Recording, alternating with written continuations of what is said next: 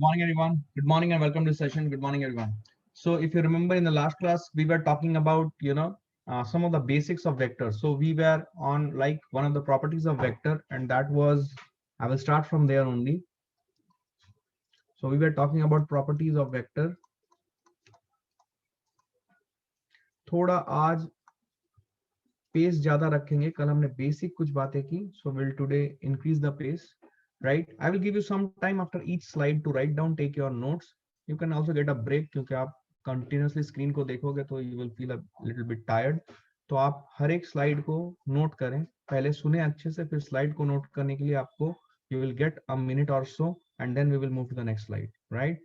So please ensure that, yes, please ensure that you are taking the notes properly. ठीक है ना? जो notes मैं दे रहा हूँ सोच समझ के दे रहा हूँ, यही आपको काम आएगा. ठीक है? तो इसे नोट करें. बहुत सारी अलग अलग चीजें होती है किताबों में, बट उतना इंपॉर्टेंट नहीं होता है. जो चीजें आपको बताई जा रही है क्लास में, दैट इज वेरी इंपॉर्टेंट, उतना आपको पता होना चाहिए. एक्स्ट्रा आप करना चाहते हो, that's your wish. Right?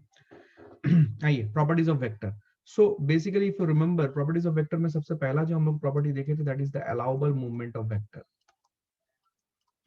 allowable movement of vector. ठीक है? when I say allowable movement of vector, ठीक है, without changing the vector, कि क्या हम वेक्टर को मूवमेंट दे सकते हैं उसको बदले बिना. ठीक है? ये पॉइंट हम लोग बात कर रहे थे. अब मैंने आपको इसमें समझाया था कि वेक्टर में एक मैग्नीट्यूड होता है और एक डायरेक्शन होता है. These are the two things that we are having. तो कोई भी वेक्टर को अगर मुझे बदलना है, मैं साइड में यहाँ पे लिखता हूँ, ये पॉइंट मैंने एक्सप्लेन किया था, दिस इज कॉन्सेप्चुअल पॉइंट. अगर कोई भी वेक्टर को मुझे बदलना है, suppose I am talking about a vector A vector. ठीक है? मैंने ये सिंगल लेटर रिप्रेजेंटेशन लिया है. ठीक है? सिंबॉलिक रिप्रेजेंटेशन ए वेक्टर. अब ए वेक्टर में आपको पता है कि किसी भी वेक्टर में एक मैग्नीट्यूड होता है और एक डायरेक्शन होता है. तो अगर मुझे इस वेक्टर को बदलना है, मैं कैसे बदलूं?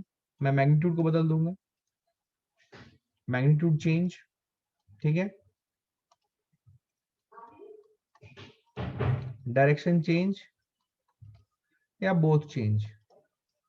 यही तीन तरीके हैं. तो कोई भी इनमें से एक तरीका अगर हो जाए, मतलब अदर मैग्नीट्यूड बदला या डायरेक्शन बदला या दोनों बदल गया, तो वेक्टर बदल जाएगा. This is what we need to understand. ठीक है ना? अब आप लॉजिकली समझे. ठीक है? अभी आप लॉजिकली समझे, आपको क्लैरिटी आएगी.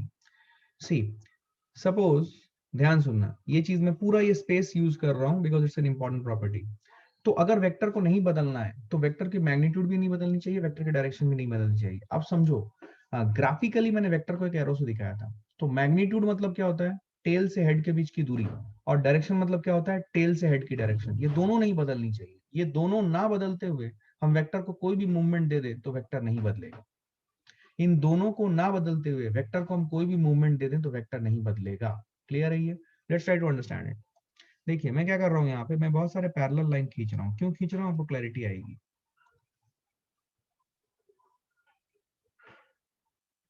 I am drawing a lot of parallel lines. ठीक है? Hope it is looking parallel to you. ठीक है? मैंने ऐसे बहुत सारे पैरेलल लाइन खींचे. अब सुनो ध्यान से मैं क्या कर रहा हूँ. मैं यहाँ पे एक वेक्टर ले रहा हूँ. ठीक है?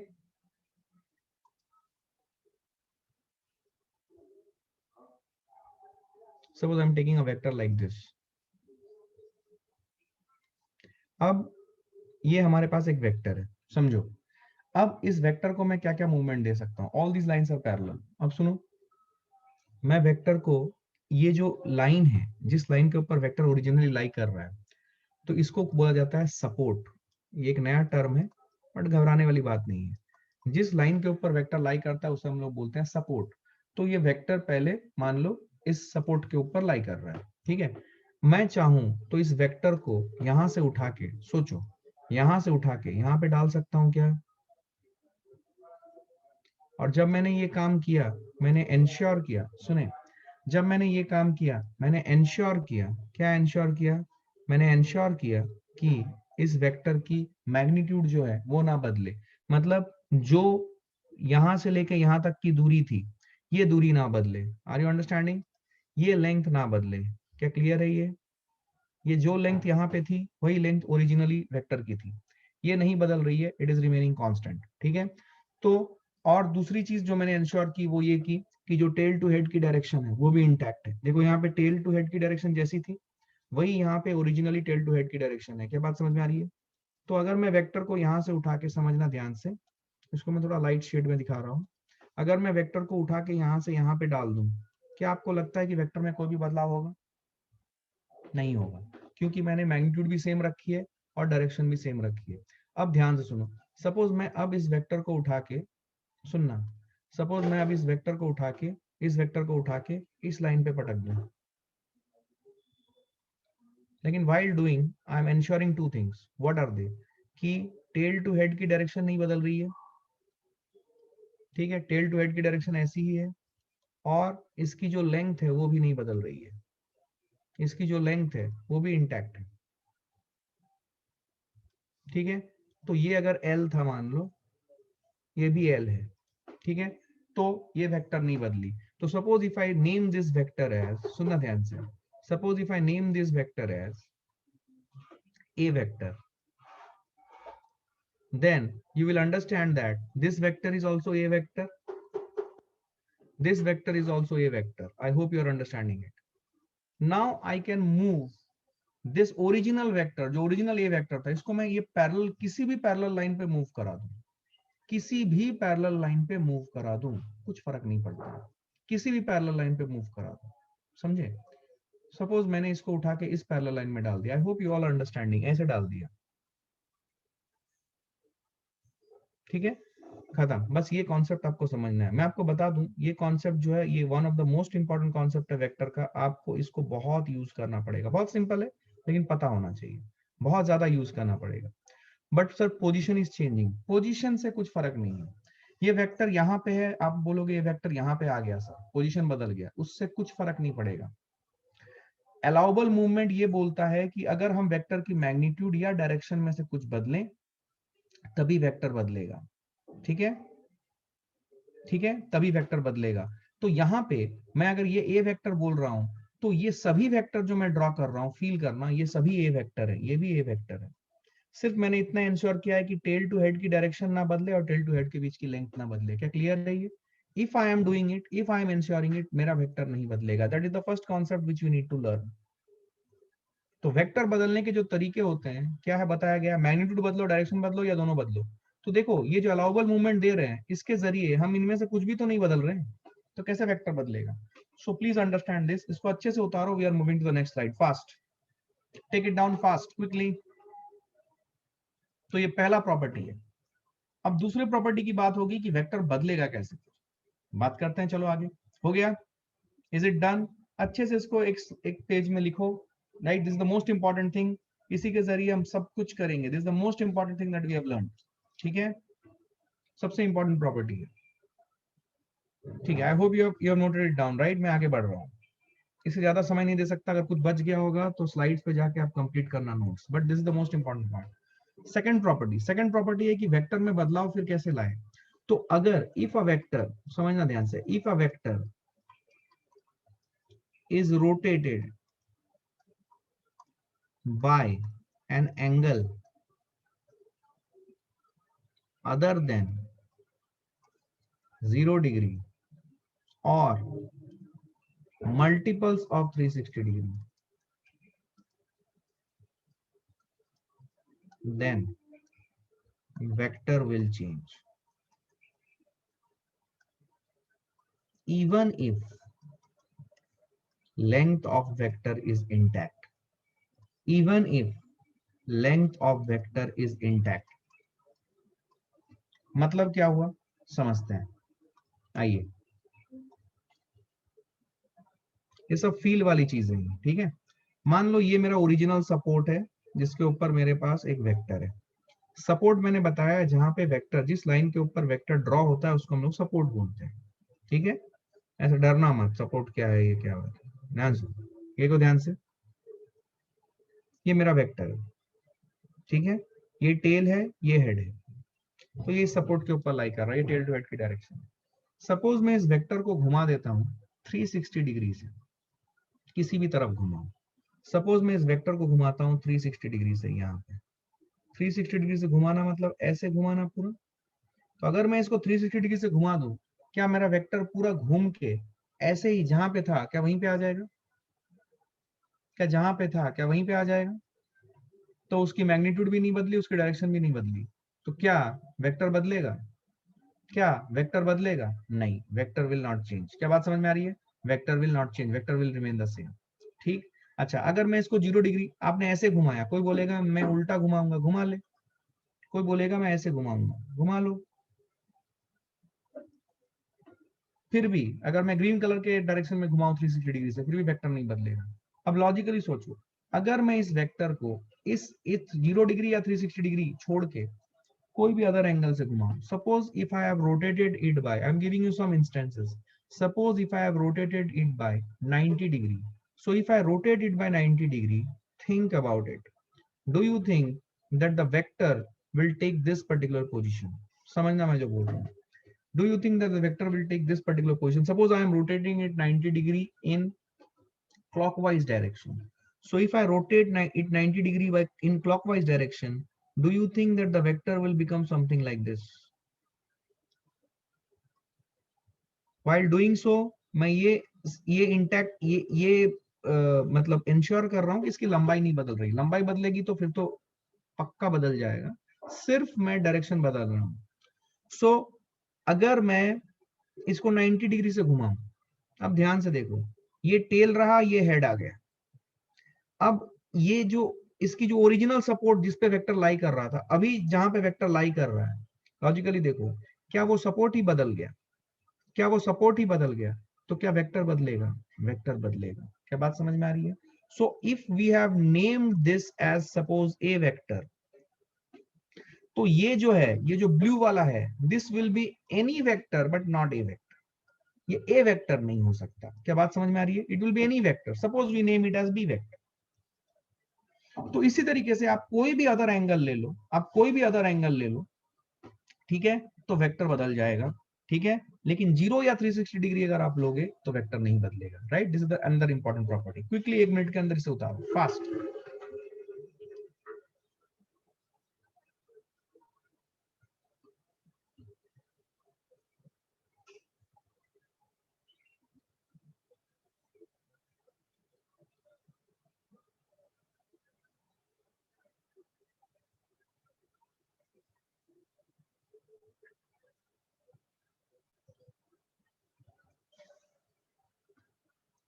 ठीक है, I hope you have noted it down. I am giving you some time, every time I give half a minute और so, please take down your notes properly.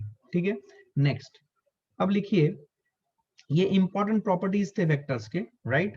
So we have to understand them. अच्छा, यहाँ पे एक और property मैंने लिखाया था, but फिर भी मैं उसे फिर से लिखा देता हूं कि we cannot divide a vector or a scalar by a vector, that is an invalid operation। ये मैंने ऑलरेडी आपको लास्ट क्लास में बताया था, लेकिन फिर भी ये पॉइंट इंपॉर्टेंट है, मैं फिर से लिखा, that is an invalid operation. That is मतलब क्या हुआ? सपोज मैं 5 डिवाइडेड बाय ए वेक्टर करता हूं, ये इनवैलिड ऑपरेशन है। ये ऐसा कोई ऑपरेशन नहीं होता, इसका कोई फिजिकल सिग्निफिकेंस नहीं है। सपोज मैं B vector divided by A vector करता हूं, दिस इज इनवैलिड ऑपरेशन, ऐसा कोई ऑपरेशन नहीं है। क्या बात समझ में आ रही है? क्या क्लियर है ये?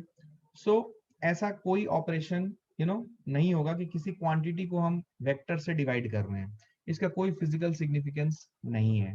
राइट, प्लीज अंडरस्टैंड दिस, कि स्केलर को किसी वेक्टर से डिवाइड करना is not, is does not have any significance. अच्छा, क्या किसी वेक्टर को स्केलर से डिवाइड कर सकते हैं? Mean suppose I am having a vector divided by 5, is it a valid operation? Yes, it is perfectly valid operation. Is it a valid operation? Yes, it is a perfectly valid operation. a vector को मैंने 5 से divide किया, क्या ये valid operation है? हाँ। a vector को मैंने 5 से मल्टीप्लाई किया, क्या ये वैलिड ऑपरेशन है? हाँ। ये सब हमने लास्ट क्लास में पढ़ा हुआ था। ठीक है, तो ये पॉइंट भी मैंने बताया था, बट फिर भी मैंने इसको लिखा दिया। ठीक है ना, ध्यान से देखो, नेक्स्ट पॉइंट है, two vectors will be equal if they have same magnitude and direction.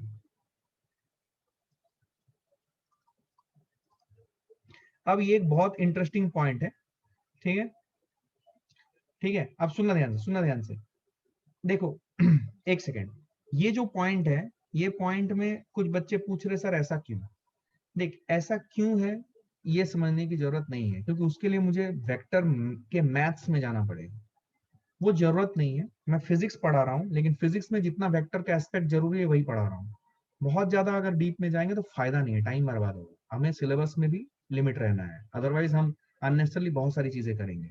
जो लोग मैथ्स लेके पढ़ोगे आगे, वो समझ जाएंगे कि क्यों ऐसा ऑपरेशन फिजिबल नहीं है, राइट। बट आप एज अ रूल ये जान के रखो कि अगर हम किसी नंबर से किसी वेक्टर को डिवाइड करें तो वो फिजिबल ऑपरेशन नहीं है, ऐसा ऑपरेशन आपको कभी भी मिलेगा नहीं, ठीक है, ये बात याद रखें। तो कभी भी अगर आप कोई प्रॉब्लम सॉल्व कर रहे हो और ऐसा सिचुएशन आ रहा है, तो आप सीधा सीधी उसको बोलो कि यहाँ पे कुछ ना कुछ गलती है, ऐसा तो हो नहीं सकता, ठीक है। Two vectors will be equal if they have same magnitude, सुने ध्यान से, two vectors will be equal if they have same magnitude and direction, ठीक है। Two vectors will be equal if they have same magnitude and direction, ये समझना है। Same magnitude, देखो ये इंपॉर्टेंट बात है, सेम मैग्नीट्यूड मैंने लास्ट क्लास में बताया था। मैग्नीट्यूड जो होता है, कोई भी चीज का मैग्नीट्यूड जब हम बात करें तो magnitude constitute of two things, एक होता है नंबर और दूसरा होता है यूनिट। सो दो वेक्टर इक्वल होंगे अगर उनकी मैग्नीट्यूड सेम है, उसकी डायरेक्शन सेम है। मैग्नीट्यूड सेम होना मतलब इससे एक बात और समझ में आती है कि यूनिट भी सेम होनी चाहिए। मैग्नीट्यूड सेम होना मतलब क्या, 5 केजी एंड 5 मीटर, ये दोनों मैग्नीट्यूड है बट दे आर इक्वल और they are not equal.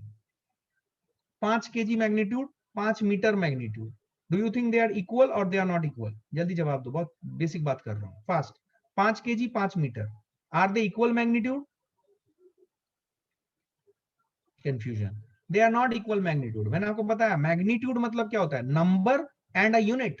5 KG में 5 नंबर और 5 मीटर, 5 5 तो मैच कर रहा है, बट केजी और मीटर कहां मैच कर रहा है? समझ में आई बात? तो ये दोनों मैग्नीट्यूड वाइज जब मैं बोलूं तो मैं ऑलवेज हमेशा याद रखें, मैग्नीट्यूड में एक नंबर होता है और एक यूनिट होता है, ये दोनों चीजें मिलकर मैग्नीट्यूड बनाती है, ठीक है। I hope you got it. चलिए आगे बढ़ते हैं। नेक्स्ट जो प्रॉपर्टी, जो इंपॉर्टेंट कॉन्सेप्ट है, वो है the concept of unit vector. आज आप बहुत सारे थियरी पॉइंट्स पढ़ोगे, ठीक है, और इनका एप्लीकेशन आप कुछ चीजें कवर करने के बाद ही एप्लीकेशन शुरू होती है, तो नॉट वरी, ये सब इंपॉर्टेंट पॉइंट्स है, you need to understand them real well, ठीक है, ठीक है, okay. There is one more question coming in, sir, will there be a need of converting the unit? Yes, need में arise of converting the unit. For example, suppose आपको बोला जाए 5 ग्राम and 5 into 10 to the power minus 3 kg. Good question asked. Suppose example देखो, 5 kg and 5 into 10 to the power minus 3 kg. Sorry, 5 gram, 5 gram, sorry, 5 gram and 5 into 10 to the power minus 3 KG. अब यहाँ पे देखो, ये ग्राम है, ये KG है, ये अलग अलग आपको दिख रहे यूनिट है, लेकिन क्या आप अगर थोड़ा सा अक्कल लगाओ तो आपको दिख जाएगा कि 10 to the power minus 3 KG is nothing but gram. तो इसको आप 5 ग्राम भी बोल सकते हो, यस और नो? तो आप फिर बोलोगे हाँ ये दोनों मैग्नीट्यूड इक्वल है। क्या क्लियर है ये? Yes or no? मीटर और सेंटीमीटर में दे दिया, 5 मीटर लिखा है एंड 500 सेंटीमीटर दिया, तो मीटर सेंटीमीटर आप ऐसा नहीं बोलोगे कि मीटर सेंटीमीटर अलग अलग यूनिट था तो हमने मैग्नीट्यूड अलग अलग कर दिया, नहीं भाई।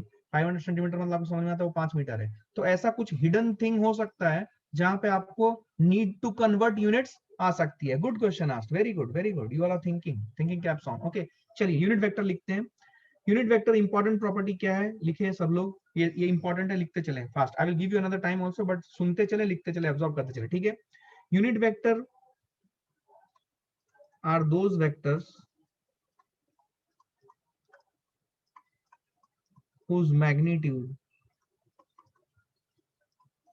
is 1। ध्यान से देखिए, ठीक है। Next, unit vectors are unitless.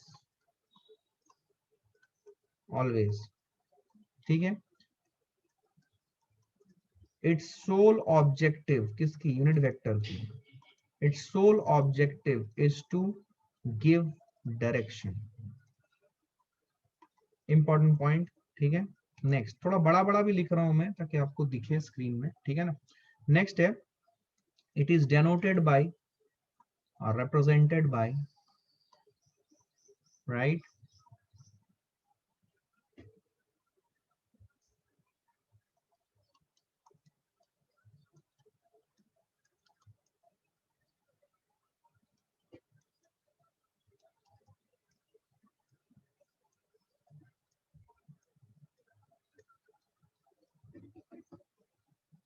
ठीक है।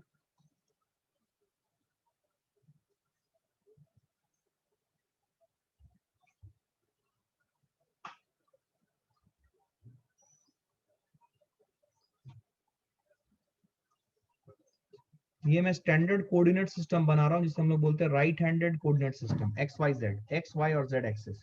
राइट हैंड कोऑर्डिनेट सिस्टम मतलब क्या, अपना राइट हैंड लेना, सुनना ध्यान से, कुछ बातें हैं आपने अभी तक आपने बेसिक पढ़ा हुआ है, ये ध्यान दिया या नहीं अलग बात है। आपने कोऑर्डिनेट सिस्टम जो पढ़ा हुआ है अभी तक स्टैंडर्ड 10th में, आपका कोऑर्डिनेट था, that was called right handed coordinate system. Right handed coordinate system का मतलब क्या है, देखो एक्स वाई जेड हम ऐसे ही बनाएंगे। एक्स की तरफ मैं अपने राइट हैंड का पाम रखूंगा और जो राइट हैंड का पाम के जो फिंगर्स हैं उसे कर्ल करूंगा टुवर्ड्स वाई एक्सिस, सुनना ध्यान से। एक्स एक्सिस की तरफ मैं राइट हैंड का पाम रखूंगा, उसे कर्ल करूंगा वाई एक्सिस की तरफ, जिधर जा रही है थंब उधर होगा जेड एक्सिस। अपने घर में करो, अपने खुद से करके देखो।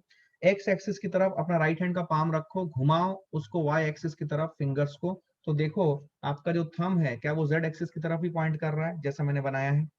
Are you all getting this, are you all getting this, बोलो, क्लियर है, पक्का, 100%। अब सुनो, ये राइट हैंडेड कोऑर्डिनेट सिस्टम होता है। राइट हैंडेड कोऑर्डिनेट सिस्टम में स्टैंडर्ड एक्स एक्सिस की तरफ जो यूनिट वेक्टर होता है उसको हम लोग बोलते हैं I cap. Unit vector along X axis is called I cap, unit vector along y axis is called j cap and unit vector along z axis is called k cap। ये सब positive x axis की तरफ जो है ये आई cap, positive Y axis की तरफ जे cap, positive Z axis की तरफ के कैप। सिमिलरली अगर कोई बोले कि सर नेगेटिव एक्स एक्सिस का क्या, अकल लगा सकते हो, बताओ। जैसे ये नेगेटिव एक्स एक्सिस हो गया, डॉटेड लाइन से दिखाया मैंने। नेगेटिव एक्स एक्सिस की तरफ जो यूनिट वेक्टर होगा वो होगा माइनस आई कैप।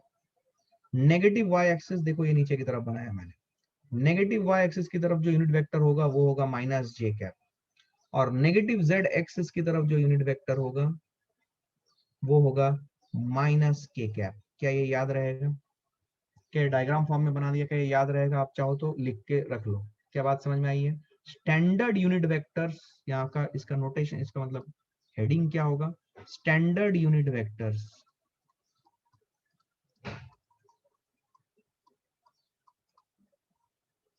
ठीक है। Standard unit vectors X axis Y axis Z axis, minus X axis minus Y axis minus Z axis की तरफ क्या होगा, ये मैंने लिखाया है for right handed coordinate system. ये मैं लिखा देता हूं because you may forget right handed coordinate system. अच्छा, राइट हैंडेड कोऑर्डिनेट सिस्टम का मैंने क्या बताया था, ये मैं लिखा नहीं पाऊंगा, ये आपके दिमाग में सेट होना चाहिए, आप चाहो तो अपने वर्ड्स में लिख लो। राइट हैंड के पाम को एक्स एक्सिस की तरफ रखेंगे, फिंगर्स को कर्ल करेंगे टुवर्ड्स वाई एक्सिस, जिधर जा रही है thumb that will be the direction of Z axis. This is what is right handed coordinate system. क्या बात समझ में आ रही है, बात समझ में आई है। इसे नोट करें फास्ट, बहुत सारा इंफॉर्मेशन हो गया, नोट करें क्विकली। डन, हो गया, हो गया, डन। इंपॉर्टेंट, इसमें सबसे इंपॉर्टेंट पार्ट मैं अभी लिखाने वाला हूं। क्या ये हो गया सबका, डन, बढ़ जाऊं आगे, क्विकली हो गया, अरे कुछ तो बोलो, हो गया, राइट, गुड। अब सुनो ध्यान से, यहाँ पे सब लोग लिखें, please write down all the points that I am telling you to you know jot down. सुने ध्यान से, इंपॉर्टेंट नेक्स्ट पॉइंट जो है इस पे इंपॉर्टेंट है, वो क्या है, देखो यूनिट वेक्टर का फॉर्मूला क्या होगा। Suppose suppose we take a vector A vector, कोई एक वेक्टर हम एज्यूम कर रहे हैं ए वेक्टर। सिंगल लेटर में लिखा है इसमें, सिंगल लेटर और टू लेटर दोनों फॉर्मेट में हम वेक्टर को एल्जेब्रिकली या सिंबॉलिकली रिप्रेजेंट कर सकते हैं, लास्ट क्लास में पढ़ा था। देखो ये सब चीजें जरूरी है, क्योंकि आप जब भी क्वेश्चंस देखोगे तो vector can be represented either by single letter or by two letter. सबसे पहला कंफ्यूजन वही होता है, ये क्या हो गया, ये सिंगल लेटर कभी कभी टू लेटर, भाई दोनों में ही लिख सकते हैं हम, आपको कल बताया गया था उसके बारे में, right. Suppose we take a vector A vector, ठीक। तो अगर मुझे यूनिट वेक्टर चाहिए, सुने ध्यान से, unit vector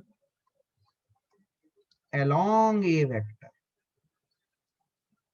will be represented by a cap, and its formula is a vector divided by a vector का मैग्नीट्यूड। अब यहां पे मैं आपको बता दूं what is this a vector within two vertical sticks, या दो वर्टिकल डंडों के बीच में हमने a वेक्टर रख दिया। इसको बोलते हैं क्या, इसको बोलते हैं मैग्नीट्यूड ऑफ ए वेक्टर। सुने ध्यान से, ये मैंने मैग्नीट्यूड के वक्त भी आपको लिखाया था, मुझे याद नहीं आ रहा मैंने ये सिंबल आपको लिखाया था या नहीं लिखाया था, तो मैं यहाँ पे ये चीज स्पेसिफाई कर देता हूँ। ए वेक्टर को दो डंडों के बीच में डालेंगे तो that will represent magnitude of A vector, या फिर सिंपली ए लिख दो, ऊपर का एरो हटा दो, that will also represent magnitude of A vector. तो मैग्नीट्यूड रिप्रेजेंट करने का दो तरीका होता है। तो अगर आप कभी भी किताब में ऐसा देखो ए वेक्टर और उसको दो डंडों के बीच में रख दिए, तो समझ जाइए इसका मतलब है ये मैग्नीट्यूड ऑफ ए वेक्टर है। अब एक टर्मिनोलॉजी है, डरना मत। मैग्नीट्यूड ऑफ ए वेक्टर को हम लोग एक और नाम से जानते हैं, which is called modulus of A vector. Again नामकरण है, मैं चेंज नहीं कर सकता हूं। ये मॉड्यूलस शब्द भी यूज होता है, this term is also use, this word is also use to represent magnitude of a vector. So if you see it somewhere, do not get confused. It is representing or it is meaning the magnitude of that particular vector. क्या बात समझ में आई है? तो a cap जो है which is basically unit vector along a vector, देखो ये लैंग्वेज समझना जरूरी है। Unit vector along a vector बोल बोल के अपने दिमाग में सेट करो। ए वेक्टर एक वेक्टर है, यूनिट वेक्टर ए वेक्टर की डायरेक्शन क्या है? देखो ग्राफिकली हमने बोल दिया इस तरफ, ये टेल टू हेड, ये है डायरेक्शन, पर ये डायरेक्शन है क्या, ये अगर मुझे जानना है तो मैं यूनिट वेक्टर का सहारा लूंगा। अब देखो इसका एग्जांपल मैं बता रहा हूं। Suppose this is my velocity vector, ये मेरा वेलोसिटी वेक्टर है, and suppose this velocity vector is 10 meter per second due north. When I say due north मतलब 5 meter per second towards north, this is what is the velocity vector is 10 meter per second due north या towards north, this is what is the velocity vector. तो अगर मुझे v cap निकालना है तो मैं क्या करूंगा, v वेक्टर को डिवाइड करूंगा v वेक्टर के मॉड्यूलस से। समझना इधर, 10 meter per second due north divided by velocity vector का मॉड्यूलस। क्या वेलोसिटी वेक्टर का मॉड्यूलस सिर्फ ये 10 मीटर पर सेकेंड होगा? तो मैं इसको डिवाइड कर दूंगा 10 मीटर पर सेकेंड से। फील करना, आपको समझ में आएगा लॉजिकली। क्या ये 10 meter per second 10 meter per second मर जाएगा? क्या सिर्फ बचेगा due north which is just showing the direction? नहीं आया। Velocity vector is 10 meter per second due north. क्या वेलोसिटी वेक्टर लिखना है तो मुझे डायरेक्शन देना पड़ेगा? तो अगर मैं वेलोसिटी वेक्टर को वेलोसिटी वेक्टर के मॉड्यूलस से डिवाइड करता हूं या मैग्नीट्यूड से डिवाइड करता हूं, तो मुझे 10 meter per second due north को किससे डिवाइड करना पड़ेगा? 10 मीटर पर सेकंड से। 10 meter per second 10 meter per second cut जाएगा, तो वेलोसिटी कैप v कैप क्या दिखा रहा है? Due north only, it is giving you the direction. Yes or no? Are you getting a feel of things? Are you getting a feel of things? Are you getting a feel of things? क्या clear है ये? Did you understand it? एक और example देखो, अपने आप clarity आएगी। समझ में आ रहा है ना दोस्त? एवरीवन, सपोज मैं बोलूं, इसको अच्छे से अपने कॉपी में उतारो। सपोज मैं बोलूं this is a force vector, force vector, or suppose if I say force vector is 10 Newton due, ये डायरेक्शन क्या हो जाएगा? Due south east. आपको आपको ये आता है राइट? आपको बेसिक मैप आता है, तो इधर आता है नॉर्थ वेस्ट ईस्ट साउथ, इस डायरेक्शन में कहीं पे मेरा फोर्स वेक्टर है, तो साउथ ईस्ट है, तो F vector is 10 Newton due south east, ये फोर्स वेक्टर है, force is also a vector quantity. अच्छा, अगर मुझे F कैप निकालना है तो मैं क्या करूंगा, क्या मैं F वेक्टर को F वेक्टर के मॉड्यूलस से डिवाइड करूंगा एवरीवन? F वेक्टर है 10 न्यूटन ड्यू मतलब टूवर्ड्स, इसको डिवाइड करूंगा 10 न्यूटन से, क्या 10 न्यूटन कट जाएगा, क्या ड्यू साउथ ईस्ट आपका आंसर आया? तो यूनिट वेक्टर आपको क्या देता है, हमेशा डायरेक्शन देता है। क्या बात समझ में आ रही है? बात समझ में आ रही है?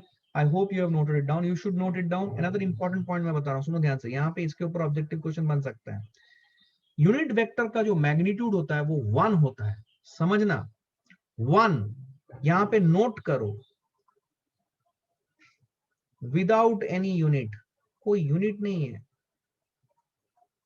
तो समझना, अगर मैं बोलूं 1 मीटर पर सेकेंड, क्या 1 metre per second unit vector हो सकता है? 1 मीटर पर सेकेंड, क्या 1 metre per second unit vector हो सकता है?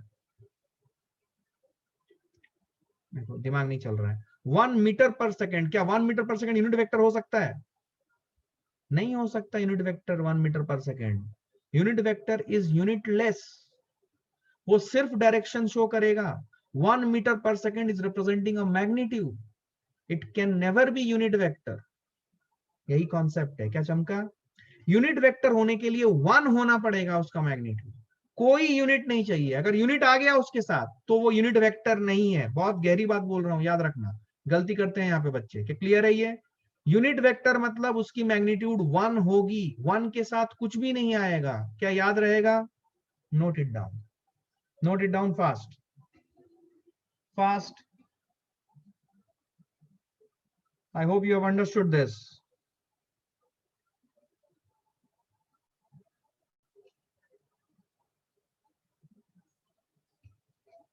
क्लियर है? सिंपल बात है, ठीक है। I hope you have done it, I hope you have noted it down, right? थोड़ा सा गैप देना जरूरी होता है ताकि आपके नोट्स बन जाए प्रॉपर। क्लियर है ये? ओके, चलिए आगे बढ़ते हैं। I hope you have done it, right, understood it. आइए अब देखिए, नेक्स्ट आता है नल वेक्टर। नल वेक्टर और जीरो वेक्टर,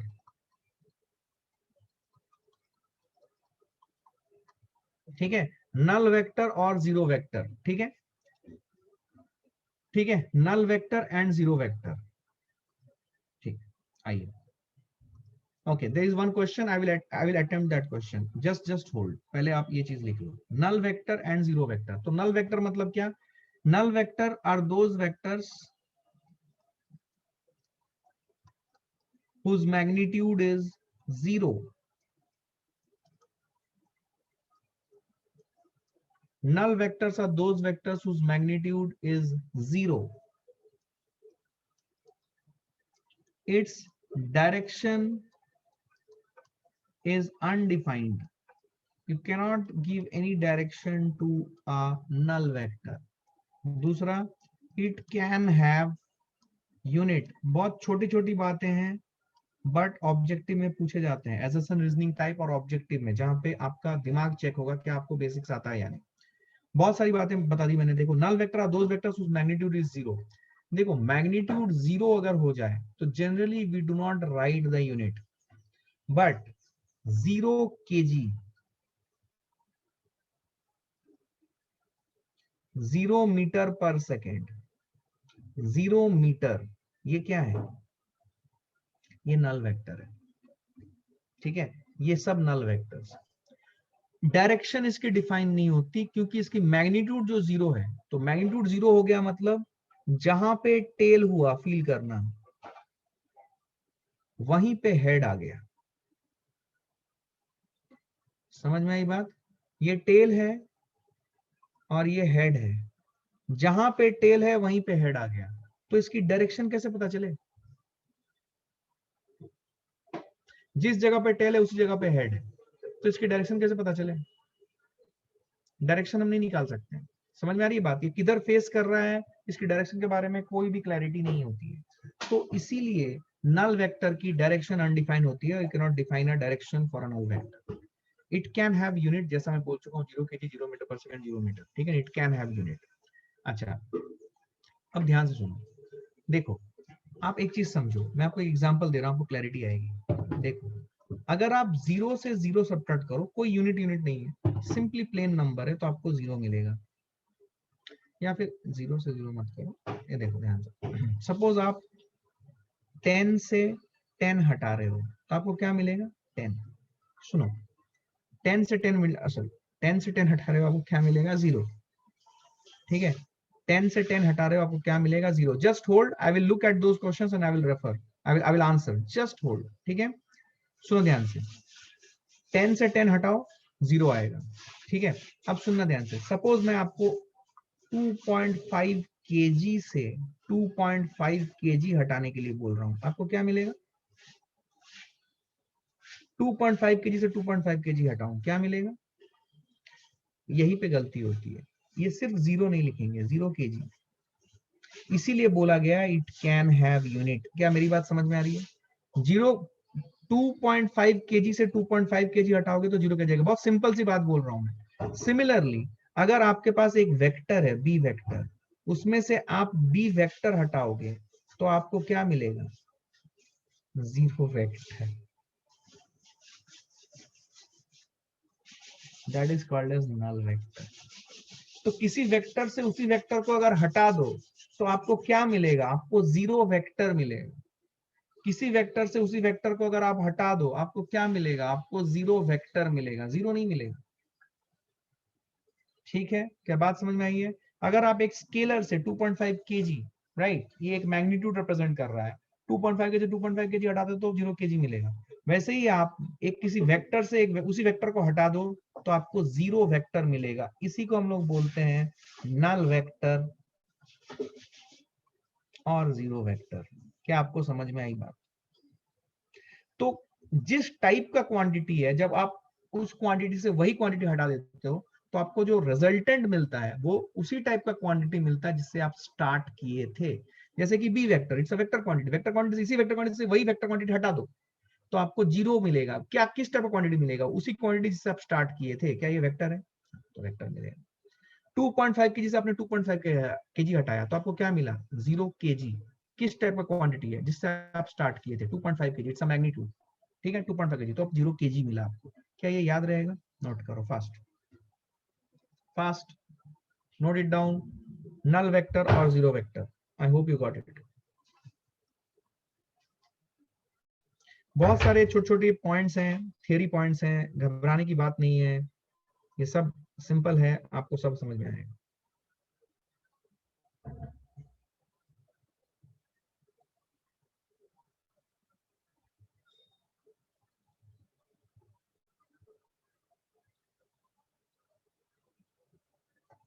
ठीक, आई hope you have understood it, right. अब सुने ध्यान से, यहाँ पे एक क्वेश्चन आया था, मैं इस क्वेश्चन को लूंगा यहाँ पे अभी। सुने ध्यान से, क्वेश्चन था सर 0 वेक्टर का मैग्नीट्यूड क्या हमेशा 0 होगा। 0 वेक्टर का मैग्नीट्यूड हमेशा 0 होगा, पहला सवाल का आंसर दिया मैंने। दूसरा सवाल आ रहा है, sir what is the difference between simple vector and unit vector. देखो सिंपल कोई भी एक वेक्टर हुआ तो वो वेक्टर दो चीजें रिप्रेजेंट करेगा, एक मैग्नीट्यूड और एक डायरेक्शन। यूनिट वेक्टर सिर्फ और सिर्फ डायरेक्शन रिप्रेजेंट करेगा, कोई मैग्नीट्यूड नहीं, सॉरी मैग्नीट्यूड 1, ठीक है ना, मैग्नीट्यूड 1, कोई मैग्नीट्यूड नहीं, गलत है, मैग्नीट्यूड 1। समझ में आई। तो यूनिट वेक्टर और कोई भी वेक्टर में डिफरेंस क्या है। तो कोई भी वेक्टर अगर होता है, सुनो ध्यान से आपको समझ में आएगा, इसको और अच्छे से मैं बताता हूं, देखो ध्यान से। आपने इसका डेफिनेशन यहाँ पे लिखा था, देखो इसको मैं रखता हूं बॉक्स के अंदर, आप भी बॉक्स के अंदर रखना, बिकॉज दीज आर इंपॉर्टेंट फॉर्मूले।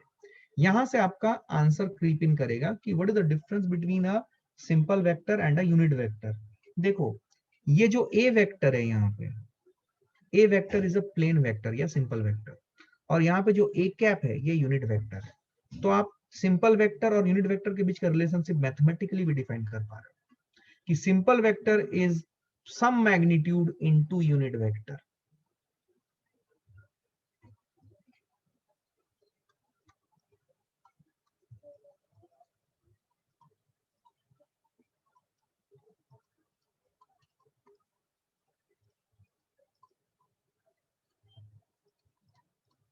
क्या ये याद रहेगा? तो this is what is the difference between a simple vector और एनी वेक्टर, कोई भी जो नॉर्मल वेक्टर है, और यूनिट वेक्टर के बीच में। क्या बात समझ में आ रही है? This is how these are linked. तो यूनिट वेक्टर भी एक वेक्टर है जिसकी मैग्नीट्यूड 1 है। किसी सिंपल वेक्टर की अगर हम बात करें, सिंपल वेक्टर की मैग्नीट्यूड कुछ भी हो सकती है इनटू यूनिट वेक्टर, तो वो होता है सिंपल वेक्टर या कोई नॉर्मल वेक्टर। और यूनिट वेक्टर जो है वो ये वाला पार्ट, सिर्फ ये वाला पार्ट। बात समझ में आई है? I hope you got this right. Clear है? ठीक ठीक, आई hope you got this right. चलिए आगे बढ़ते हैं। आइए नेक्स्ट जो है वो है, अगेन कुछ डेफिनेशन वाले terms I can not help, you need to understand them because ये सब बहुत काम आएगा ना। पैरेलल वेक्टर्स, मैं इसको दो पार्ट में ऐसे बाइफरकेशन कर रहा हूँ, एक ही जगह में दिखा रहा हूँ ताकि आपको समझ में आ जाए, ठीक है? Parallel vectors and anti parallel vectors.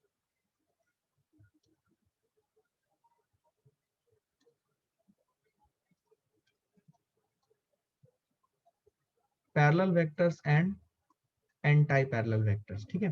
Parallel vectors क्या होते हैं? Let's try to understand this. Parallel vectors are two or more vectors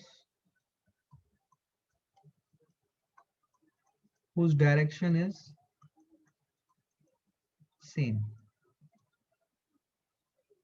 whose direction is or are same, ठीक है? This is known as what? Parallel vector. पहला basic चीज अपने को समझ में आई है, ठीक है? दे मे represent different or same physical quantities. They may represent different or same physical quantities. मतलब इसका मतलब मैं समझाऊंगा एग्जांपल के जरिए, समझ में? थर्ड पॉइंट जो है, दे, थर्ड पॉइंट की जरूरत नहीं है, ठीक है? देखो इसके एग्जांपल देखो, जैसे कि suppose we are having 5 newton, एक फोर्स वेक्टर है due north and 5 meter per second due north. ये दोनों वेक्टर कैसे वेक्टर होंगे? Parallel vectors.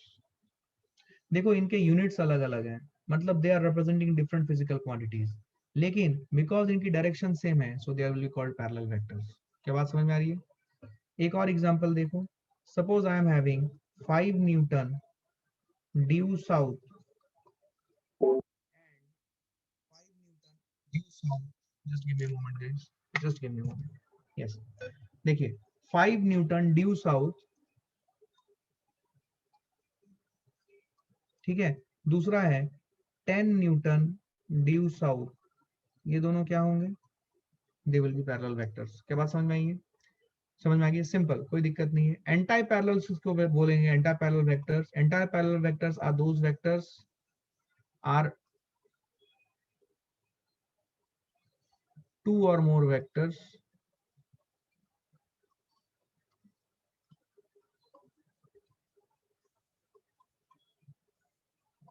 whose directions are opposite।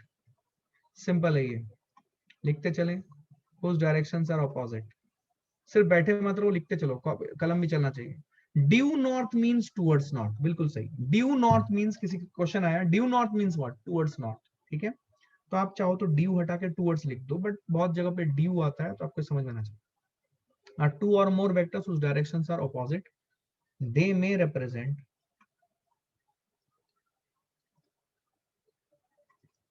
same or different physical quantities, ठीक है? एग्जाम्पल, सपोज मैं लेता हूं 5 newton due north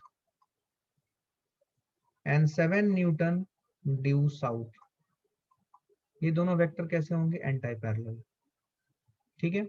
next example एक लिखो, 5 newton due east, 20 newton due west, ये दोनों एग्जांपल क्या हुए? एंटी पैरेलल के। क्या बात समझ में आ रही है? So these are the examples of anti parallel vectors. ठीक है, नोट कर लो फास्ट, क्विकली क्विकली, सिंपल है, फास्ट, कुछ भी इसमें रॉकेट साइंस नहीं है, बहुत सिंपल है।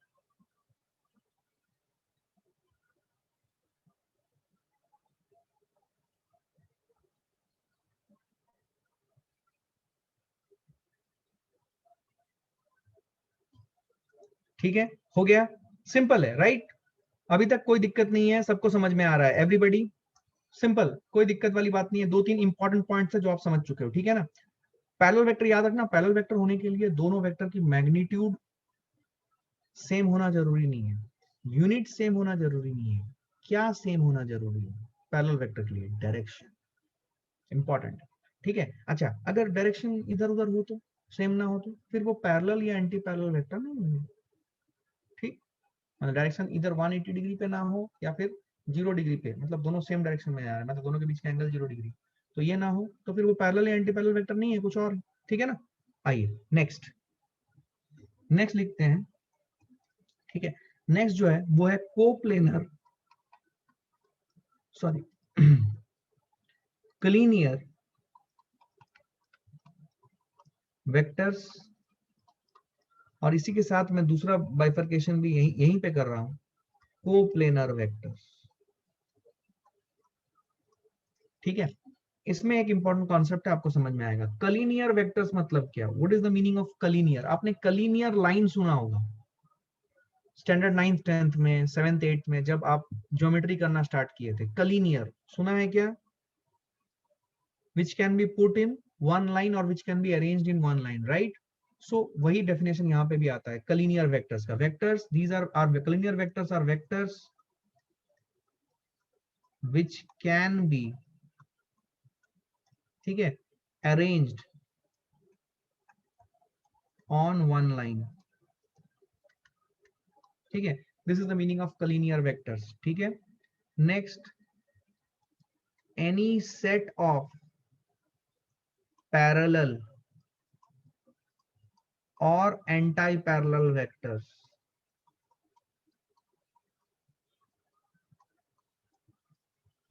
Are always कलीनियर। ये लॉजिकल है, क्योंकि विच can be arranged on one line, ये स्टेटमेंट जरूरी है। कैन बी मतलब हो सकता है ना हो, बट हम उन्हें, ठीक है, हो सकता है ना हो पर हम उन्हें एक लाइन पे ला सकते हैं। समझ में नहीं आया? हो सकता है ना हो पर हम उन्हें एक लाइन में ला सकते हैं, ऐसे वेक्टर कलीनियर वेक्टर कहलाएंगे। ठीक है, जैसे कि सपोज, देखना समझना, सपोज मैं आपको बोलता हूं कि यहां पे मैंने एक वेक्टर बनाया, सुनना ध्यान से। ठीक है, ये एक वेक्टर है और एक दूसरा वेक्टर है, इसी के ऊपर मैंने बनाया है।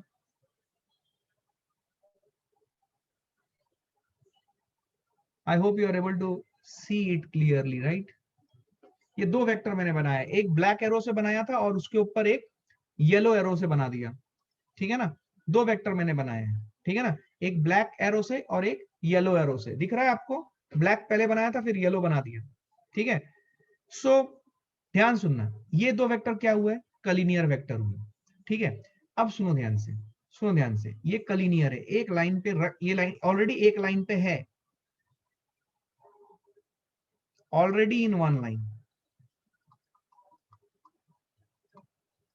ठीक है, दूसरा मैं एक एग्जांपल देता हूं, सुनना। Suppose we are having one vector like this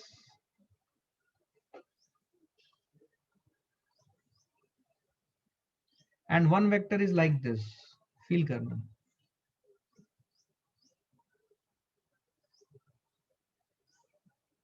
और ये दो पैरेलल वेक्टर्स हैं, नीचे टेल है, ये दो पैरेलल वेक्टर्स हैं।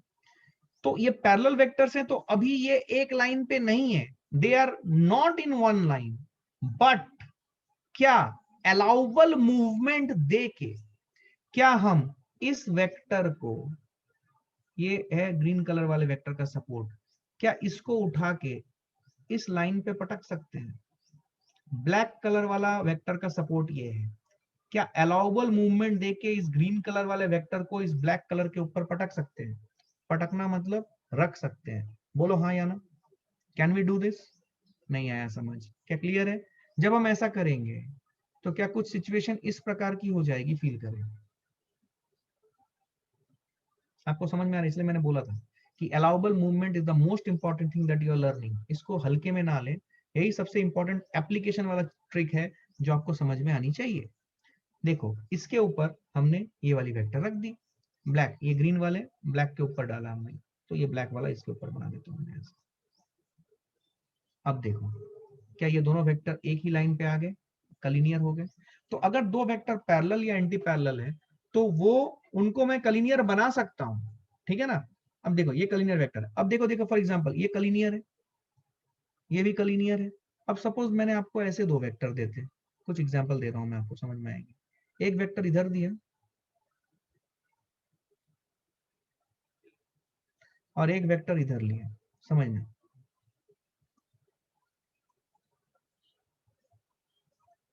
क्या ये दो वेक्टर कलिनियर है? इनको आप एक लाइन पे लाना भी चाहो, देखो ये है इस वेक्टर का सपोर्ट, अलाउबल मूवमेंट देके आपने एक और लाइन क्रिएट कर लिया, मान लो इसके पैरेलल ऐसा है, जो कि ये रेड वाले के टेल पोर्शन से जा रहा है, और आपने इस वेक्टर को उठा के इसके ऊपर पटक दिया, तो भी ये वेक्टर जो आएगी it will be something like this, right? देखो क्या ये एक लाइन पे है क्या, रेड वाला और ब्लैक वाला? नहीं है, तो ये कलिनियर वेक्टर नहीं है। क्या क्लियर है ये? तो अलाउबल मूवमेंट देने के बाद भी अगर आप उन्हें एक लाइन पे ना रख सको, सो दे आर नॉट कलिनियर वेक्टर। क्या क्लियर है ये? I hope everybody is understanding. समझ में आ रही है ना बात? सिंपल है, कोई खास बात नहीं है, कॉन्सेप्चुअल है, राइट? तो इसीलिए मैंने आपको बताया है कि allowable movement of vector is the most important thing that you are learning. बहुत काम आएगा ये आपको, ठीक है। नेक्स्ट देखें coplanar vector. What is the time? We are having time, yes we are having time. कितना समय तक बोला है मैंने? 7:20 से 8:10, तो इट्स ऑलमोस्ट ऑलमोस्ट ये खत्म हो गया, 8:14 हो गया है, so fine we will just end it after this slide. Coplanar vector सुने ध्यान से, कोप्लेनर वेक्टर किसे बोलेंगे? ठीक है, कोप्लेनर वेक्टर सुने, vectors, coplanar vectors are those vectors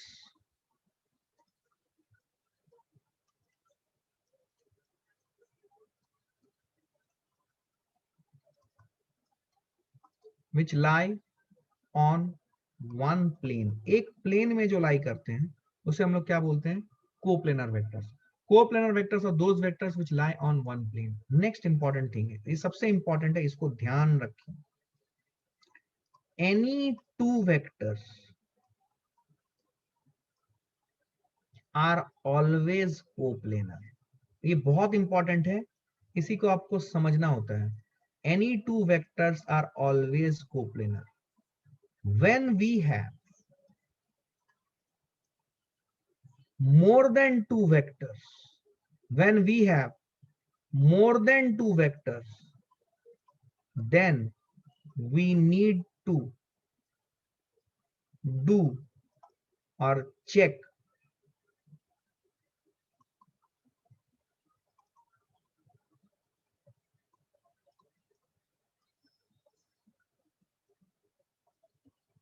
अगर हमारे पास, सुनो ध्यान से, अगर हमारे पास, सुनो ध्यान से, ये इंपॉर्टेंट है, कोप्लेनर मींस एक प्लेन पे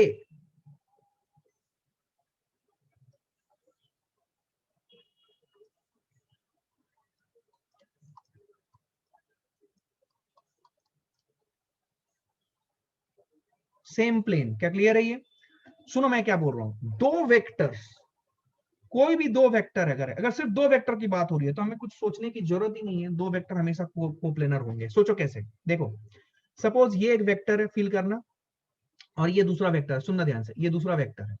ये देखो ये एक प्लेन में लाई नहीं कर रहा है, ये मेरा हाथ है, ये दूसरा दूसरा दूसरा जो मैंने एक एक ब्लू कलर का और एक पिंक कलर का मैंने दो पेन लिए हैं। ये देखो ये एक प्लेन में लाई नहीं कर रही है, दो प्लेन में लाई कर रहे हैं। बट क्या अलाउबल मूवमेंट देके मैं इस वेक्टर को लाके इसके साथ रख सकता हूं? ये यहां पे था, बट क्या अलाउबल मूवमेंट देके इसको मैं यहां पे ला सकता हूं? और फिर क्या ये एक ही प्लेन में आ जाएंगे? क्या आपको समझ में आ रहा है? क्या फिर ये एक प्लेन में आ जाएंगे? देखो ध्यान से, पहले ये दूर था, क्या अलाउबल मूवमेंट देके मैं इसको यहां पे ला सकता हूं? सब लोग बोले क्या ये एक प्लेन में आ जाएगा? कैसे भी रखूं मैं वेक्टर, ऐसे रखूं, दूसरे को ऐसे रखूं, ये देखो ऐसे रखा हूं दूसरे को, तो क्या अलाउबल मूवमेंट देके मैं इनको एक प्लेन में ला सकता हूं क्या? हमेशा कर सकता हूं। तो अगर दो वेक्टर हैं तो मुझे चिंता करने की जरूरत ही नहीं है, दे विल बी कोप्लेनर। अगर दो वेक्टर है, कोई भी दो वेक्टर, एक वेलोसिटी एक फोर्स, कोप्लेनर होगा ही होगा। कोप्लेनैरिटी हमें चेक तब करनी पड़ती है जब हमारे पास मोर देन टू वेक्टर्स हो। अगर दो वेक्टर से ज्यादा हुए तब हमें कोप्लेनैरिटी चेक करनी पड़ती है कि क्या तीनों वेक्टर कोप्लेनर है या नहीं। लेकिन दो वेक्टर की अगर बात हो रही है वो हमेशा कोप्लेनर होंगे। क्या मेरी बात समझ में आई है? This is the most important point, did you understand it? ये फील करने वाली चीज है, विजुअलाइजेशन की चीज है। क्या आप समझ पा रहे हो? कोई भी दो वेक्टर रखो, नहीं आया समझ, टाइम हो चुका है, सो आई विल नॉट ज्यादा खींचूंगा नहीं मैं तुम्हें। समझो, दो वेक्टर है, मान लो, फिर से देखो एक बार, ये देखो पेंसिल से और ये स्केच पेन से दिखा रहा हूं मैं, ठीक है? ऐसे दो वेक्टर है, मान लो ऐसा, ये कुछ अलग ही प्लेन में लाई कर रहा है, ये इस प्लेन में लाई कर रहा है, इस प्लेन में लाई कर रहा है। लेकिन क्या मैं ये पेन को अलाउबल मूवमेंट देख के यहां पे ला सकता हूं क्या? सोचो, सोचो, अलग प्लेन में अलाउबल मूवमेंट देख के पैरेलल, इसके पैरेलल सपोर्ट लेके इसके ऊपर शिफ्ट कर दिया, कर सकता हूं हमेशा। सो दो वेक्टर हमेशा कोप्लेनर होंगे, ये आपको समझना है। क्या क्लियर है? दो वेक्टर हमेशा कोप्लेनर होंगे। अगर दो वेक्टर से ज्यादा है तब हमें कोप्लेनरिटी टेस्ट करनी पड़ती है, क्या तीन वेक्टर कोप्लेनर होंगे या नहीं, चार वेक्टर कोप्लेनर होंगे नहीं, पांच वेक्टर कोप्लेनर होंगे या नहीं। लेकिन अगर दो वेक्टर है ये हमेशा कोप्लेनर होंगे, ठीक है? So will continue our discussion tomorrow on this, ठीक है? I will stop here, thank you very much guys.